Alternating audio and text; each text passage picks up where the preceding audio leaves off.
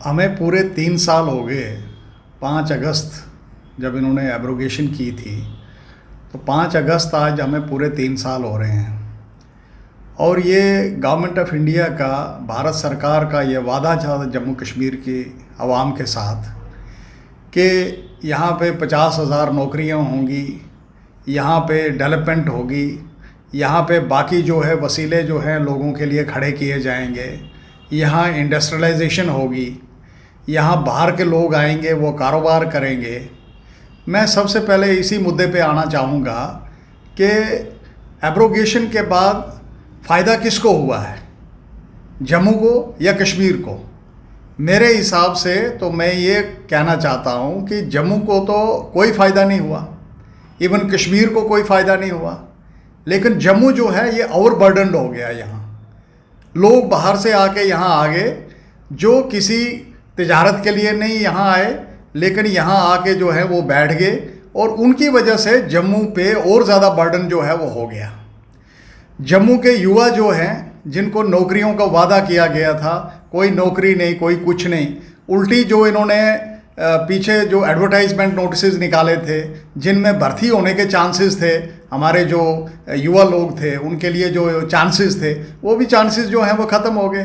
कहीं ना कहीं इन्होंने उनको या तो कैंसिल कर दिया या उनको रद्द कर दिया, या किसी तरीके से उनमें जो है फाइनल कंक्लूजन जो है वो कोई भी नहीं निकाला।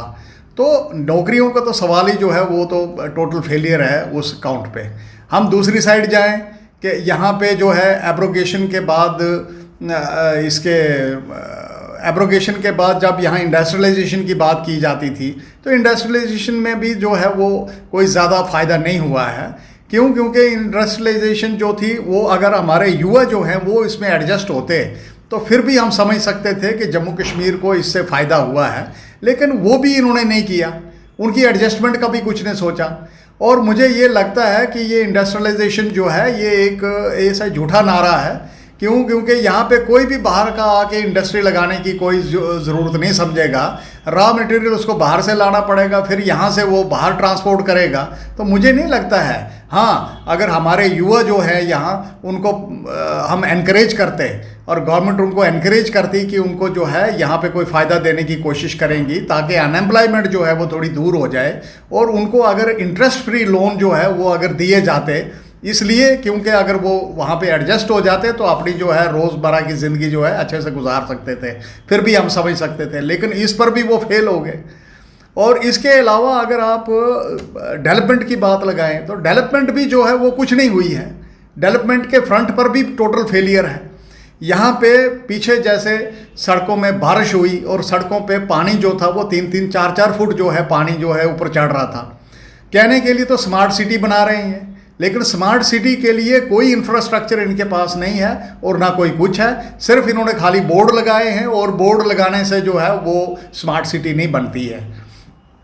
मैं ये समझता हूँ कि एब्रोगेशन की वजह से, जो आर्टिकल 370 एब्रोगेशन हुई है, उसकी वजह से जम्मू जो है वो मोस्टली सफरर है हर काउंट पे।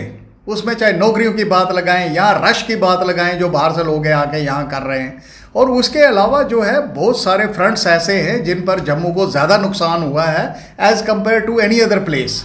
हाँ, अगर यही सेटिस्फेक्शन थी कि नहीं जी आर्टिकल 370 हम ख़त्म करें और उसके बाद यहाँ पे डेवलपमेंट होगी, तो यही एक नारा जो था बीजेपी ने उस वक्त दिया था। लेकिन मुझे लगता है ऑन ग्राउंड बीजेपी जो है वो टोटल फेल हो चुकी है, इनके पास कुछ भी नहीं है।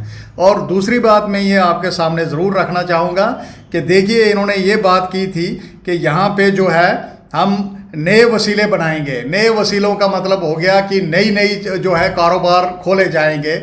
यहाँ पे इस वक्त आज की डेट में भी बाहर के लोग आके जो हैं ये अपना जो है मिनरल्स का जो कारोबार यहाँ चल रहा है, इलीगल तरीके से कारोबार चल रहा है। यहाँ पंजाब के ठेकेदार, यहाँ बाहर के ठेकेदार आके काम कर रहे हैं, लेकिन जो हमारे लोग यहाँ काम करते थे, जो उससे अपना गुजर बसर करते थे, उनकी बहुत जो है वो बुरी हालत है इस वक्त। उनको कोई वसीला नहीं है उनके पास, क्योंकि बड़े बड़े ठेकेदार जो आगे हैं, तो रेत, बजरी और इसके अलावा ये सब चीज़ें, जितनी भी रॉ मटेरियल्स थे जो हमारे अपनी स्टेट के थे, वो सब वेस्ट हो रहे हैं इस वक्त। बाहर के लोग उन पर आके पैसा कमा रहे हैं, जिसकी वजह से हमारे जो अपने युवा हैं वो कर नहीं सकते, क्योंकि यहाँ जो लोग रहते हैं इतना वसीला नहीं है उनके पास कि वो जाके तो बड़े बड़े ठेकेदारों के साथ जाके मुकाबला करेंगे, उनके साथ अगर कोई बिडिंग प्रोसेस है उस बिडिंग प्रोसेस में पार्टिसिपेट करेंगे, तो जाहिर है उस फ्रंट पर भी जम्मू कश्मीर को नुकसान हुआ है। और हमारा अपना जो रॉ मटेरियल था हमारी स्टेट का, ये बाहर बेचा जा रहा है, and it is only because of this abrogation of article 370। For more updates,